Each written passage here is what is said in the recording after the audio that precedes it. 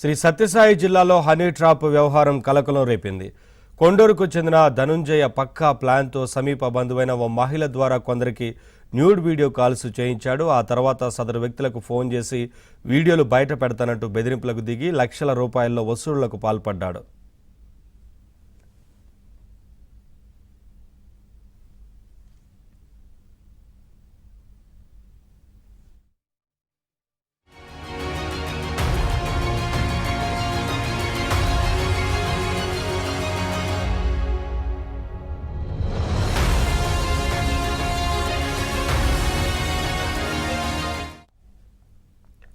బాధితుల ఫిర్యాదుతో పోలీసుల సమగ్ర విచారణ చేపట్టారు. న్యూడ్ వీడియో కాల్ చేసిన మహిళతో పాటు మరో 3 నిందితులను అరెస్టు చేసి రిమాండ్కు తరలించారు. నిందితుల నుంచి 4 సెల్ ఫోన్లు, 45,000 నగదును స్వాధీనం చేసుకున్నారు.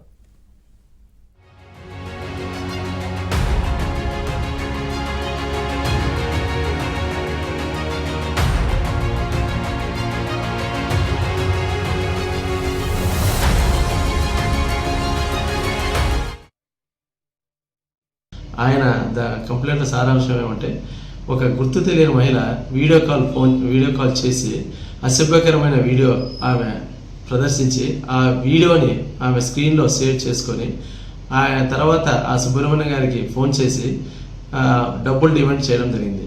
ఈ డబ్బులు డిమాండ్ చేయడం భాగంలో దాదాపు 4 పాల్గొన్నారు. ముఖ్యంగా దాదాపు 1,05,000 ఆయన దగ్గర నుంచి ఫోన్పే ద్వారా మరియు నగదు రూపంలో తీసుకోవడం జరిగింది. ఎవిడెన్స్ సేకరించి వాళ్ళని ట్రేస్ చేయడం జరిగింది. అందులో ముఖ్యంగా 4 పాల్గొన్నారని ప్రాథమికంగా దర్యాప్తులో తేలింది.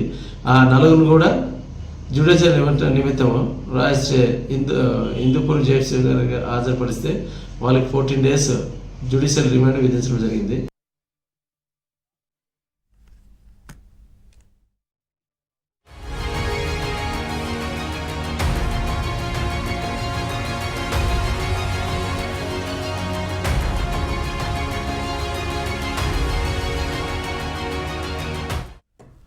శ్రీ సత్యసాయి జిల్లాలో హనీ ట్రాప్ వ్యవహారం కలకలం రేపింది. కొండూరుకు చెందిన ధనుంజయ పక్కా ప్లాన్తో సమీప బంధువైన ఓ మహిళ ద్వారా కొందరికి న్యూడ్ వీడియో కాల్స్ చేయించాడు.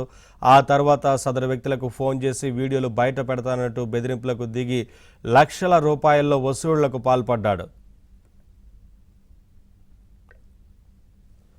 బాధితుల ఫిర్యాదుతో పోలీసులు సమగ్ర విచారణ చేపట్టారు. న్యూడ్ వీడియో కాల్ చేసిన మహిళతో పాటు మరో 3 నిందితులను అరెస్ట్ చేసి రిమాండ్కు తరలించారు. ఇదే అంశానికి సంబంధించి మరింత సమాచారం మా కరెస్పాండెంట్ సురేష్ అడిగి తెలుసుకుందాం.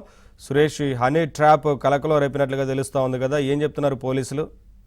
హిందూపురం నియోజకవర్గం లేపాక్ష్ లో హనీ ట్రాప్ కలకలం రేగింది. హనీ ట్రాప్ లో ప్రభుత్వ ఉద్యోగులతో పాటు హిందూపురం ప్రాంతానికి చెందిన కొంతమంది వ్యక్తులు ఉన్నట్లు కూడా పోలీసులు చెప్తున్న పరిస్థితి ఉంది.